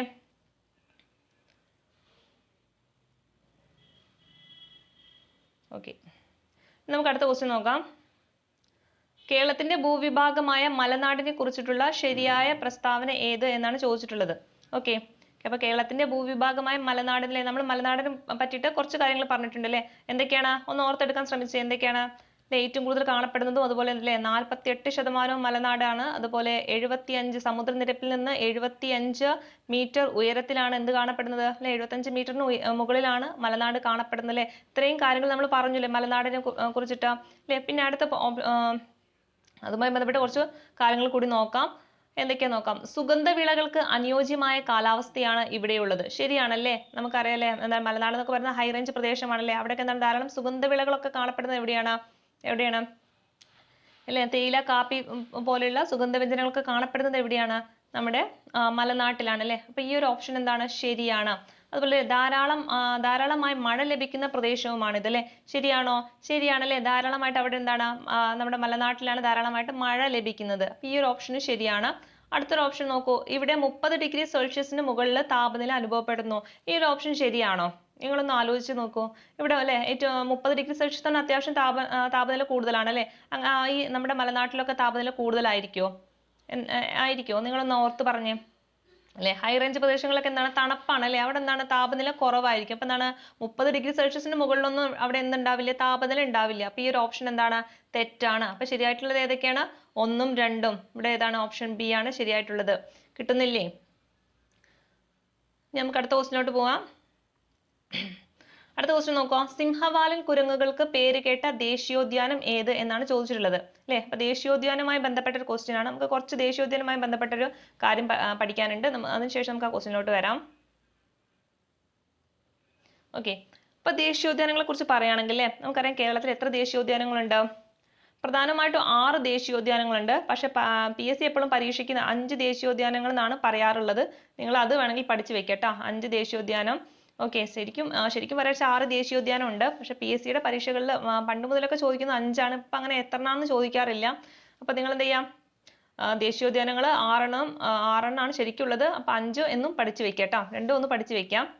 ഇനിയില്ലേ ഏതൊക്കെയാണ് ദേശീയോദ്യാനങ്ങളെന്ന് അറിയാൻ വേണ്ടിയിട്ടില്ലേ നമുക്കൊരു കോഡ് ഉപയോഗിക്കാം ഇവിടെ. ഏതൊക്കെയുണ്ട് ദേശീയോദ്യാനം, ഏതൊക്കെയുണ്ട് നമുക്കറിയാം, ഒന്ന് പറഞ്ഞുതരാം. ഏതൊക്കെയാണ്? ഇരവികുളം ദേശീയോദ്യാനം ഉണ്ട്. അതുപോലെ Anamudi Shola, Mathikettanchola, Periyar, silent Valley, Pambadum Chola.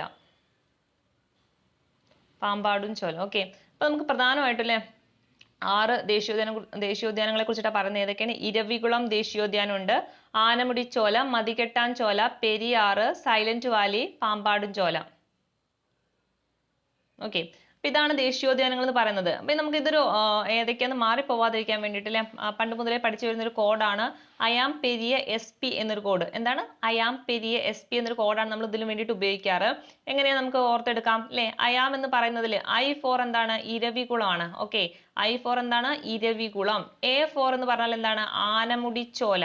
Okay, A for എന്ന് പറയുന്നത് എന്താണ്? നമ്മൾ ആനമുടിച്ചോലയായിട്ട് കണക്ട് ചെയ്യുക. M for മതികെട്ടാംചോല അല്ലെ. M എന്താണ്? മതികെട്ടാംചോല. ഇനി അടുത്തത് പെരിയ എന്ന വേർഡിൽ നിന്ന് പെരിയാറിനെ കിട്ടും. ഓക്കെ, പെരിയ എന്ന വേർഡിൽ നിന്ന് പെരിയാറ്. S for എന്താണ്? സൈലന്റ് വാലിയും. P for Pambadum Shola. നമ്മളെ പ്രധാന 6 ദേശീയോദ്യാനങ്ങൾ ഏതൊക്കെയാന്ന് പഠിച്ചില്ലേ? ഏതൊക്കെയാണ് നമ്മൾ ഒറ്റ കോഡാണ് യൂസ് ചെയ്തത്. ഏതാണ്? അയാം പെരിയ SP അല്ലെ. എന്താണ്? ഞാൻ വലിയൊരു പെരിയ SP ആണെന്ന് മാത്രം നിങ്ങൾ മനസ്സിൽ കൊണ്ടുവരിക ദേശീയോദ്യാനമായി കണക്ട് ചെയ്ത് പറയുമ്പോൾ. എന്താണ്? I'm Periya SP. അവിടെ I for എന്താണ്? I ഇല്ലേ ഇരവികുളം ആണ്. അതുപോലെ A for എന്താണ്? ആനമുടിച്ചോല. M മതികെട്ടാംചോല. പെരിയ എന്ന് പറയുന്നത് പെരിയാറാണ്. അതുപോലെ S എന്ന് പറയുന്നത് സൈലന്റ് വാലിയാണ്. P എന്ന് പറയുന്നത് ഏതാണ്? പാമ്പാടുംചോലയാണ്. ക്ലിയർ അല്ലേ? ഇനി അല്ലേ നമ്മൾ ആദ്യം പറഞ്ഞ ഇരവികുളം അല്ലെ. ഇരവികുളം ഓക്കെ, ഇരവികുളം ദേശീയോദ്യാനത്തെ കുറിച്ച് പറയുകയാണെങ്കിൽ 1975 ഈ ഇരവികുളം ദേശീയോദ്യാനം എന്തായിരുന്നു? ആദ്യം ഒരു വന്യജീവി സങ്കേതമായിരുന്നു. ഓക്കെ, എന്തായിരുന്നു? വന്യജീവി സങ്കേതമായിരുന്നു ഇരവികുളം എന്ന് പറയുന്നത് അല്ലേ. അപ്പൊ 78 അത് എന്തായി മാറുന്നത്? ദേശീയോദ്യാനമായി മാറുന്നത്. അപ്പൊ ശ്രദ്ധിക്കുക, 1975 അതെന്തായിരുന്നു? അതൊരു വന്യജീവി സങ്കേതമായിരുന്നു. പിന്നീട് 78 അതിന് എന്തായിട്ട് പ്രഖ്യാപിച്ചു? ഒരു ദേശീയോദ്യാനമായിട്ട് പ്രഖ്യാപിച്ചു. ക്ലിയർ അല്ലേ? അപ്പൊ എന്തുകൊണ്ടാണല്ലേ വന്യജീവി സങ്കേതവും ദേശീയോദ്യാനവുമായിട്ട് അല്ലെ തമ്മിലുള്ള മാറ്റം എന്താ നമ്മൾ ആദ്യം പറഞ്ഞു അല്ലേ. വന്യജീവി സങ്കേതം എന്ന് പറഞ്ഞാൽ എന്താണ്? അവിടുത്തെ വന്യജീവികളെ ആവാസ വ്യവസ്ഥയോട് കൂടിയിട്ട് അവിടെ സംരക്ഷിച്ചു പോവുക അല്ലെ. എന്നാൽ എന്താണ് ദേശീയോദ്യാനം എന്ന് പറഞ്ഞാൽ എന്താണ്? ദേശീയോദ്യാനം എന്ന് പറഞ്ഞാൽ അവിടുത്തെ അല്ലെ മറ്റ് ചരിത്ര സ്മാരകങ്ങളെല്ലാം കൂടി സംരക്ഷിച്ചു പോരുന്നതാണ് എന്ത്? ദേശീയോദ്യാനം എന്ന് പറയുന്നത്. അപ്പൊ ഇരവികുളം ദേശീയോദ്യാനം എന്നാണ് 1975 അതൊരു വന്യജീവി സങ്കേതവും 78 അതിന് എന്താക്കി മാറ്റി? ദേശീയോദ്യാനമായിട്ട് മാറ്റുകയാണുണ്ടായി അല്ലെ. ഇരവികുളത്തെ കുറിച്ച് പറയുകയാണെങ്കിൽ ആദ്യത്തേതുമാണ് അതുപോലെ ഏറ്റവും വലുതുമായ ദേശീയോദ്യാനം ഏതാണെന്ന് ചോദിച്ചാൽ ഏതാണ്? ഇരവികുളമാണ്. ശ്രദ്ധിക്കുക, നമ്മൾ ഇവിടെ പറഞ്ഞ ആദ്യത്തെ വേർഡിലെ ആദ്യത്തെ കാര്യം ഇരവികുളം ഏറ്റവും വലുതുമാണ്, ആദ്യത്തേതുമാണ്. എന്നാൽ ഏറ്റവും ചെറുതും ചോദിച്ചാൽ ലാസ്റ്റത്തെയാണ് അല്ലെ. പാമ്പാടുംചോലയാണ് ഏറ്റവും ചെറുത് ചോദിച്ചാൽ പാമ്പാടുംചോല. അപ്പൊ ഇങ്ങനെ നിങ്ങൾക്ക് ഈ ഒരു കോഡ് പഠിച്ചു കഴിഞ്ഞാൽ 2 കാര്യം ഉണ്ട് അല്ലെ. ഒന്ന് നമുക്കത് ഏതൊക്കെയാന്ന് അറിയാൻ പറ്റും. അതുപോലെ ആദ്യത്തേതും ഏറ്റവും വലുതും ചോദിച്ചാൽ ഇരവികുളമാണ്. എന്നാൽ ഏറ്റവും ചെറുത് ചോദിച്ചാൽ ലാസ്റ്റുള്ള P അതായത് പാമ്പാടുംചോലയാണ്. ഓക്കെ, ഇനി ഇരവികുളത്തെ കുറിച്ച് പറഞ്ഞപ്പോൾ നമ്മൾ പറഞ്ഞു 78 അതിനെ ദേശീയോദ്യാനമായിട്ട് പ്രഖ്യാപിച്ചത്. അതുപോലെ അല്ലെ ഈ ഇരവികുളത്ത് സംരക്ഷിക്കപ്പെടുന്ന ഒരു മൃഗമുണ്ട്. ഏതാണത്? എപ്പോഴും ചോദിക്കാറുള്ളതാണല്ലേ PSC യിലെ ഇരവികുളം. ആ ഒരു പേരിൽ തന്നെ ഉണ്ട് അല്ലെ. ഇരവികുളം. എന്താണ്? വരയാട് അല്ലെ. വായും രായും തമ്മിൽ അങ്ങോട്ട് കണക്ട് ചെയ്താൽ മതി അല്ലെ. ഇരവികുളത്ത് സംരക്ഷിക്കുന്ന മൃഗം ഏതാണത്? വരയാട്. ചോദിക്കാറുണ്ട്, എപ്പോഴും ചോദിക്കാറുള്ളതാണ്. ഏതാണ് ഇരവികുളത്ത് സംരക്ഷിക്കപ്പെടുന്ന മൃഗം? വരയാട്. ഇരവികുളം വരയാട്. ക്ലിയർ അല്ലേ? ഇരവികുളം എന്താണ്? ആദ്യത്തെ ദേശീയോദ്യാനമാണ്, ഏറ്റവും വലുതുമാണ്. 78-ലാണ് അതിനെ ദേശീയോദ്യാനമായി പ്രഖ്യാപിച്ചത് അല്ലെ. അവിടെ സംരക്ഷിക്കുന്ന മൃഗം ഏതാണ് ചോദിച്ചാൽ ഏതാണ്? വരയാടാണ്. അടുത്തതല്ലേ സൈലന്റ് വാലിനെ കുറിച്ച് പറയുകയാണെങ്കിൽ അല്ലേ, സൈലന്റ് വാലി എവിടെയാണ്? പാലക്കാട് ജില്ലയിലാണ് അല്ലേ. എവിടെയാണ്? പാലക്കാട് ജില്ലയിലാണ് സൈലന്റ് വാലി. ഇരവികുളം എവിടെയാണ്? ഇടുക്കിയിലാണ് കേട്ടോ, അത് ഓർത്ത് വെക്കുക. സൈലന്റ് വാലി എവിടെയാണ്? നമുക്കറിയാലേ പാലക്കാടാണ് അല്ലേ. പാലക്കാട് ജില്ലയിലാണ് എന്ത് സൈലന്റ് വാലി എന്ന് പറയുന്നത്. പലപ്പോഴും ചോദിക്കാറുണ്ട് അല്ലേ, പാലക്കാട് ജില്ലയിലെ മണ്ണാർക്കാട് താലൂക്കിലാണ് എന്ത് കാണപ്പെടുന്നത്? സൈലന്റ് വാലി കാണപ്പെടുന്നത്. പണ്ട് ചോദിക്കാറുള്ളതാണ്. എന്ത്? പാലക്കാട് ജില്ലയിലെ മണ്ണാർക്കാട് താലൂക്കിലാണ് എന്ത് സൈലന്റ് വാലി കാണപ്പെടുന്നത്. ഇനിയില്ലേ 2 വർഷമാണ് സൈലന്റ് വാലിയുമായി ബന്ധപ്പെട്ട് നിങ്ങൾ പഠിക്കേണ്ടത്. ഒന്ന് 1984 അതുപോലെ 85. 84 എന്ന് പറഞ്ഞു കഴിഞ്ഞാൽ സൈലന്റ് വാലിയെ ഒരു ദേശീയോദ്യാനമായി പ്രഖ്യാപിക്കപ്പെട്ട വർഷം എന്ന് ചോദിച്ചാൽ ഏതാണ്? 1984 അങ്ങനെ പ്രഖ്യാപിക്കപ്പെട്ടത് ആരാണെന്ന് ചോദിച്ചാൽ ആരാണ്? പ്രഖ്യാപിച്ചത് ആരാണെന്ന് ചോദിച്ചാൽ ആരാണ്? ഇന്ദിരാഗാന്ധിയാണ്. ഓക്കെ, ക്ലിയർ അല്ലേ? അപ്പൊ 1984-ലാണ് സൈലന്റ് വാലിയെ ദേശീയോദ്യാനമായിട്ട് പ്രഖ്യാപിച്ചത്. അങ്ങനെ പ്രഖ്യാപിച്ചത് ആരാണ്? ഇന്ദിരാഗാന്ധിയാണ്. എന്നാൽ അല്ലെ തൊട്ടടുത്ത വർഷം 1985-ലാണ് അത് ഉദ്ഘാടനം ചെയ്യുന്നത്. അത് ആരായിരുന്നു ചോദിച്ചാൽ രാജീവ് ഗാന്ധിയാണ്. 2 ആൾക്കാരെ ഓർത്ത് വെക്കുക. ഉദ്ഘാടനം ചെയ്യുന്ന വ്യക്തി ആരാണ്? രാജീവ് ഗാന്ധിയാണ്. 1985-ലാണ്. അത് പ്രഖ്യാപിച്ചത് ആരാണ്? 1984 ഇന്ദിരാഗാന്ധിയാണ്. ഇനിയില്ലേ പാലക്കാട് ജില്ലയിലെ മണ്ണാർക്കാട് താലൂക്കിലാണ് സൈലന്റ് വാലി സ്ഥിതി ചെയ്യുന്നത്. ഇനി ഇവിടെ സംരക്ഷിക്കപ്പെടുന്ന ഒരു മൃഗമാണ് സിംഹവാലൻ കുരങ്ങ്. ഓക്കെ, അപ്പൊ സൈലന്റ് വാലിയിൽ ആരാണ്? സിംഹവാലൻ കുരങ്ങാണ്. ഇരവികുളത്ത് ആരാണ്? വരയാട് അല്ലെ. നമുക്ക് എപ്പോഴും കണക്ട് ചെയ്യാനുള്ള കാര്യങ്ങൾ ഇവിടെ തന്നെ ഉണ്ടല്ലേ, പരസ്പരം മാറിപ്പോകരുതല്ലേ. ഇരവികുളത്തിൽ രാവാല വരയാട്, സൈലന്റ് വാലിയിൽ സിംഹവാലൻ കുരങ്ങ്. ഇത് എപ്പോഴും ചോദിക്കാറുള്ളതാണ് കേട്ടോ. ഓക്കെ, ഇത് രണ്ടും പഠിച്ചില്ലേ? ഇനിയില്ലേ ബാക്കിയുള്ള നമ്മൾ പ്രധാനമായിട്ടും ആനമുടി ചോല, മതികെട്ടാൻ ചോല, പാമ്പാടും ചോല, ഇതുമായി ബന്ധപ്പെട്ട് അങ്ങനെ ഡീറ്റെയിൽ ആയിട്ട് ചോദിക്കാറില്ല. ഈ 3ഉം എവിടെയാണ് കാണപ്പെടുന്നത്? ഇടുക്കിയിലാണ്. ഏതാണ് വർഷം? അതായത് ഈ ആനമുടി ചോലയും മതികെട്ടാൻ ചോലയും പാമ്പാടും ചോലയും ദേശീയോദ്യാനമായി പ്രഖ്യാപിച്ച വർഷം ചോദിച്ചാൽ ഏതാണ്? 2003 ആണ് കേട്ടോ. ഈ ഒരു വർഷം പഠിച്ചു വെച്ചേക്കുക. അപ്പൊ ലേറ്റസ്റ്റ് ആയി നടന്ന പരീക്ഷയിൽ ചോദിച്ചിട്ടുണ്ട് പാമ്പാടും ചോലയെ ദേശീയോദ്യാനമായി പ്രഖ്യാപിച്ച വർഷം ഏതാണെന്ന് ചോദിച്ചിട്ടുണ്ട്. ഏതാണ്? 2003. ക്ലിയർ അല്ലേ? ഏതൊക്കെയാണ്? ആനമുടി ചോല, മതികെട്ടാൻ ചോല, പാമ്പാടും ചോല അല്ലെ. 3 ചോലകൾ ഏതൊക്കെയാണ്? ആനമുടി ചോല, മതികെട്ടാൻ ചോല, പാമ്പാടും ചോല അല്ലെ. ഈ 3 ചോലകളും എവിടെയാണ്? ഇടുക്കിയിലാണ്. അതുപോലെ അല്ലെ ഏത് വർഷമാണ് ഇതിനെ ദേശീയോദ്യാനമായിട്ട് പ്രഖ്യാപിച്ചത്? 2003-ലാണ്. ക്ലിയർ അല്ലേ? ഇതുമായി ബന്ധപ്പെട്ട ക്വസ്റ്റ്യൻ ഒന്ന് നോക്കാം. ഇവിടെ എന്താണല്ലേ, സിംഹവാലൻ കുരങ്ങുകൾക്ക് പേരുകെട്ട ദേശീയോദ്യാനം അല്ലെ. സിംഹവാലൻ കുരങ്ങുകൾക്ക് പേരുകെട്ട ദേശീയോദ്യാനം ഏതാണ്? ഇപ്പൊ പറഞ്ഞല്ലേ, നമ്മൾ പറഞ്ഞില്ലേ സിംഹവാലൻ അല്ലെ, പേരിൽ തന്നെ ഉണ്ടല്ലേ. ഏതാണ്? Silent Valley. ക്ലിയർ അല്ലേ? സിംഹവാലൻ കുരങ്ങല്ലേ എവിടെയാണ് നമ്മൾ പറഞ്ഞത്? സൈലന്റ് വാലിയിലാണ്. കിട്ടിയില്ലേ? ഓക്കെ, അപ്പൊ നമുക്ക് ഇന്നത്തെ ക്ലാസ് ഏകദേശം ഇത്ര മതി. അപ്പൊ നമുക്ക് ജസ്റ്റ് ഒന്ന് റിവൈസ് ചെയ്തെടുത്ത് വരാം. ഓക്കെ, നമ്മൾ ഫസ്റ്റ് ക്ലാസ് തുടങ്ങുമ്പോൾ അല്ലേ നദികളെ കുറിച്ചിട്ടാണ് പറഞ്ഞത്. എത്ര നദികളുണ്ടടാ? 44 നദികളുണ്ട് അല്ലേ. അതിൽ 41 എങ്ങോട്ടാണ് പോകുന്നത്? പടിഞ്ഞാറോട്ടാണ് അല്ലേ. ബാക്കി 3 എങ്ങോട്ട് പോകുന്നത്? എങ്ങോട്ട്? കിഴക്കോട്ട് അല്ലേ. അത് ഏതൊക്കെയാണ് നദികള്? കബനി, ഭവാനി, പാമ്പാർ അല്ലേ. അപ്പൊ കിഴക്കോട്ട് ഒഴുകുന്ന നദികളാണ് കബനി, ഭവാനി, പാമ്പാർ. അതൊക്കെ കിട്ടിയില്ലേ? പിന്നെ നമ്മൾ പറഞ്ഞില്ലേ മലനാട് അല്ലെ. കേരളത്തിന്റെ ഭൂപ്രകൃതിയെ കുറിച്ച് പറഞ്ഞപ്പോൾ മലനാട്, ഇടനാട്, തീരപ്രദേശം എന്ന് പറഞ്ഞില്ലേ. 3 ഭൂപ്രകൃതിയായിട്ടല്ലേ തരംതിരിച്ചിട്ടുള്ളത് കേരളത്തിന്റെ. അതെങ്ങനെയാണ്? സമുദ്രനിരപ്പിൽ നിന്നുള്ള ഉയരത്തെ അടിസ്ഥാനമാക്കിയിട്ടാണ് അല്ലെ. അപ്പൊ അല്ലെ മലനാട് എന്ന് പറഞ്ഞു കഴിഞ്ഞാൽ എത്ര മീറ്ററിന് മുകളിലാണ്? 75 മീറ്ററിന് അല്ലെ. 75 മീറ്ററിന് മുകളിലാവണം എന്ത് മലനാട് എന്ന് പറയുന്നത്. എന്നാൽ 7.5 മീറ്ററിനും അതുപോലെ 75 മീറ്ററിനും ഇടയിലാണ് ഇടനാട് എന്ന് പറയുന്നത്. 7.5 മീറ്ററിന് താഴെയാണെങ്കിൽ എന്താണത്? തീരപ്രദേശമാണ്. പിന്നീട് അല്ലെ ഏറ്റവും കൂടുതൽ കാണപ്പെടുന്ന ഒരു ഭൂവിഭാഗം എന്ന് പറഞ്ഞാലും ഏതാണ്? മലനാടാണ് അല്ലെ. എത്ര ശതമാനം ഉണ്ട്? 48%. എന്നാൽ ഇടനാട് എത്രയുള്ളൂ? 42. ഏറ്റവും കുറവ് എന്താണ്? തീരപ്രദേശമാണ്, 10%. ഓക്കെ, ക്ലിയർ അല്ലേ? പിന്നീട് അല്ലെ പെരിയാറിനെ പറ്റി പറഞ്ഞല്ലേ. പെരിയാറിന്റെ നീളം എത്രയാണ് നീളം? 244 കിലോമീറ്റർ ആണ്. പൂർണ്ണ ചൂർണി എന്നൊക്കെ അറിയപ്പെടുന്നത് ഏതാണ്? പെരിയാറാണ്. ഏറ്റവും കൂടുതൽ അണക്കെട്ടുകൾ കാണപ്പെടുന്നത് എവിടെയാണ്? പെരിയാറിലാണ് അല്ലെ. പിന്നെ അവയുടെ പോഷക നദികൾ എന്ന് പറഞ്ഞത് ഏതൊക്കെയാ? കട്ടപ്പനയാറ്, മുല്ലയാറ്. ആ കോഡ് പഠിച്ചേക്കട്ടാ, നിങ്ങൾക്ക് പഠിക്കാൻ എളുപ്പമായിരിക്കും. ഏതൊക്കെയാണ്? കട്ടപ്പനയാറ്, മുല്ലയാറ്, മുതിരപ്പുഴയാറ്, ചെറുതോണിയാറ്, പെരിഞ്ചൻകുട്ടിയാറ്, പെരുതുറയാറ്, ഇടമലയാറ്. ഓക്കെ, പതിക്കുന്നത് എവിടെയാണ്? പെരിയാറ് വേമ്പനാട്ട് കായലിലെ. അതിനുശേഷം എങ്ങോട്ട് പോകുന്നു? നമ്മുടെ അറബിക്കടലിലോട്ട് പോകുന്നു. ഉത്ഭവിക്കുന്നത് ശിവഗിരി മലയിൽ നിന്നാണ്. അതുകൂടി ഓർത്ത് വെക്കാം. പറ്റി നമ്മൾ പറഞ്ഞല്ലേ വന്യജീവി സങ്കേതം അതുപോലെ നാഷണൽ പാർക്കുകളുടെയൊക്കെ വ്യത്യാസം, അതായത് ആവാസ വ്യവസ്ഥകളെ സംരക്ഷിച്ചുകൊണ്ട് അവിടുത്തെ വന്യജീവികളെ സംരക്ഷിക്കുക, അതായത് വംശനാശം തടയാൻ വേണ്ടിയിട്ട് അങ്ങനെ സംരക്ഷിക്കുന്നതാണ് വന്യജീവി സങ്കേതങ്ങൾ എന്ന് പറയുന്നത്. എന്നാൽ നാഷണൽ പാർക്ക് എന്ന് പറഞ്ഞാൽ എന്താണ്? നാഷണൽ പാർക്ക് എന്ന് പറഞ്ഞു കഴിഞ്ഞാൽ വന്യജീവി സംരക്ഷണത്തോടൊപ്പം അവിടുത്തെ എന്താണ് ചരിത്ര സ്മാരകങ്ങളെയും പ്രകൃതി വിഭവങ്ങളെയൊക്കെ സംരക്ഷിക്കുന്നതാണ് നാഷണൽ പാർക്ക് എന്ന് പറയുന്നത്. ഇനി കമ്മ്യൂണിറ്റി റിസർവ് ആണെങ്കിൽ എന്താണ്? അവിടെ ഒരു പൊതുജന പങ്കാളിത്തത്തോടെ അവിടെ എന്ത് ചെയ്യാം? ആ ഒരു പ്രദേശത്തെ സംരക്ഷിക്കാം. കടലുണ്ടി കമ്മ്യൂണിറ്റി റിസർവിന് ഉദാഹരണമാണ്. പിന്നെ ബയോസ്ഫിയർ റിസർവ് എന്താണല്ലേ? ലോകത്തിൽ തന്നെ പ്രധാനപ്പെട്ട ആവാസ വ്യവസ്ഥകളെയും ജൈവ വൈവിധ്യത്തെയും ജനിതക സ്രോതസ്സുകളെയൊക്കെ സംരക്ഷിക്കുന്ന ലക്ഷ്യത്തോട് കൂടിയിട്ട് കൊണ്ടുവന്നതാണ് ഏത്? ബയോസ്ഫിയർ റിസർവ് എന്ന് പറയുന്നത്. നമ്മുടെ നീലഗിരി അഗസ്ത്യമല കേന്ദ്ര ഉദാഹരണമാണ്, ബയോസ്ഫിയർ റിസർവിന് ഉദാഹരണമാണ്. പിന്നെ കാവുകളെ കുറിച്ച് പറഞ്ഞല്ലേ, നമുക്കറിയാം മനുഷ്യവാസ പ്രദേശങ്ങളിൽ കാണപ്പെടുന്ന വിസ്തൃതി കുറഞ്ഞ ജൈവ വൈവിധ്യ മേഖലകളാണ് കാവുകൾ എന്ന് പറയുന്നത് അല്ലേ. ഇക്കോളജിക്കൽ ഹോട്ട്സ്പോട്ടിനെ കുറിച്ചിട്ട് എന്താ പറഞ്ഞത്? ധാരാളം സ്പീഷീസുകളിലെ, അതാണ് അവിടുത്തെ പ്രാധാന്യം. അത് ഉൾക്കൊള്ളുന്ന ഒരു ആവാസ നാശ ഭീഷണി നേരിടുന്ന പ്രദേശങ്ങളാണ് എന്ത്? ഇക്കോളജിക്കൽ ഹോട്ട്സ്പോട്ട് എന്ന് പറയുന്നത്. നമ്മുടെ ഇന്ത്യയിൽ 3 ഉണ്ട്. ഏതൊക്കെയാണ്? പശ്ചിമഘട്ടം ഉണ്ട്, അതുപോലെ വടക്ക് കിഴക്കൻ ഹിമാലയം, ഇന്തോ ബർമ അല്ലെ. അത് 3 ഒന്ന് പഠിച്ചു വെക്കണം. ഓക്കെ, പിന്നെ നമ്മൾ കേരളത്തിലെ കടൽ തീരവുമായി ബന്ധപ്പെട്ടില്ലേ എത്രയാണ് ദൈർഘ്യം? 590 ആണ്. പിന്നെ അല്ലേ കടൽ തീരമില്ലാത്ത ജില്ലകൾ ഏതൊക്കെയാണെന്ന് പറഞ്ഞല്ലേ. ഏതൊക്കെയാണ്? പാലക്കാടുണ്ട്, വയനാട്, ഇടുക്കി, പത്തനംതിട്ട, കോട്ടയം. 5 ജില്ലകൾക്ക് എന്തില്ല? കടൽ തീരമില്ല. പ്രത്യേകം പഠിച്ചെടുക്കണം കേട്ടോ. പിന്നെ അല്ലേ ആനമുടിയെ കുറിച്ച് പറയുമ്പോൾ ആനമുടി എവിടെയാണ് സ്ഥിതി ചെയ്യുന്നത്? കേരളത്തിലാണല്ലേ. അതൊരു പശ്ചിമഘട്ടത്തിന്റെ ഭാഗമാണ്.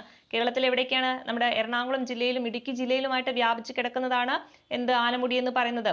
അതുപോലെ ഉപദ്വീപീയ ഇന്ത്യയിലെ ഏറ്റവും ഉയരമേറിയ കൊടുമുടിയും ഏതാണ്? ആനമുടിയാണ്. പിന്നീട് നമ്മൾ പഠിച്ചത് അല്ലെ ദേശീയോദ്യാനത്തെ കുറിച്ച് പറഞ്ഞു അല്ലേ. ഏതൊക്കെയാണ്? ഇരവികുളം. ഏതൊക്കെയാണ് നമ്മുടെ ദേശീയോദ്യാനം? അയാം പെരിയ SP എന്നൊരു കോഡ് ഉപയോഗിച്ചിട്ടാണെങ്കിൽ I for ഇരവികുളം, A എന്താണ്?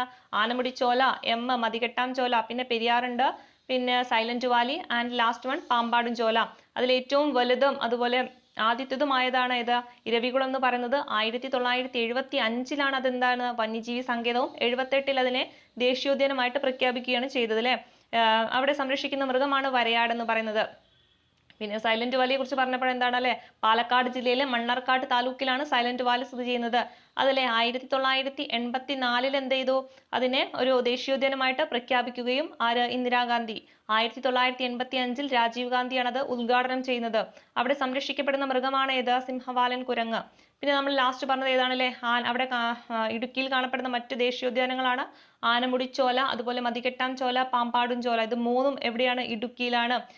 ഏതാ വർഷം പ്രഖ്യാപിച്ചത്? 2003. പഠിച്ചു വെച്ചേക്കാ, ചോദിക്കും. ഓക്കെ, അപ്പൊ ഏറ്റവും കൂടുതൽ ദേശീയോദ്യാനം ഉള്ളതും എവിടെയാണെന്ന് ചോദിച്ചാൽ എവിടെയാണ്? നമ്മുടെ ഇടുക്കിയിലാണ്. ഓക്കെ, ക്ലിയർ അല്ലേ? അപ്പൊ ഇത്രയേ ഉള്ളൂ ഇന്നത്തെ ക്ലാസ്. അപ്പൊ എന്ത് ചെയ്യാം? നിങ്ങൾ നന്നായിട്ട് പഠിക്കാം. എടുത്ത കാര്യങ്ങളൊക്കെ എന്ത് ചെയ്യാം? ഒരു ലെക്ചർ നോട്ടായിട്ട് എഴുതി പഠിക്കാം.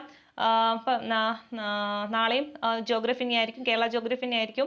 അപ്പൊ എന്ത് ചെയ്യുക? ഇത്രയും എടുത്ത കാര്യങ്ങൾ നാളെ റിവൈസ് ചെയ്ത് നാളത്തേക്ക് പഠിച്ചു വരണം. നമ്മൾ ഒന്നുകൂടി റിവിഷൻ നാളെ നടത്തും. അപ്പോൾ എല്ലാതും ക്ലിയർ ആണെന്ന് വിശ്വസിക്കുന്നു. നിങ്ങൾക്ക് എന്തെങ്കിലും അഭിപ്രായങ്ങളൊക്കെ ഉണ്ടെങ്കിൽ രേഖപ്പെടുത്തുക, നമ്മുടെ കമൻ്റായിട്ട് രേഖപ്പെടുത്തുക. ഇഷ്ടപ്പെടുകയാണെങ്കിൽ ലൈക്ക് ചെയ്യാൻ മറക്കരുത്. ഓക്കെ, അപ്പോൾ നമുക്ക് മറ്റുള്ള ക്ലാസ്സുമായിട്ട് ഉടനെ കാണാം. Okay, thank you.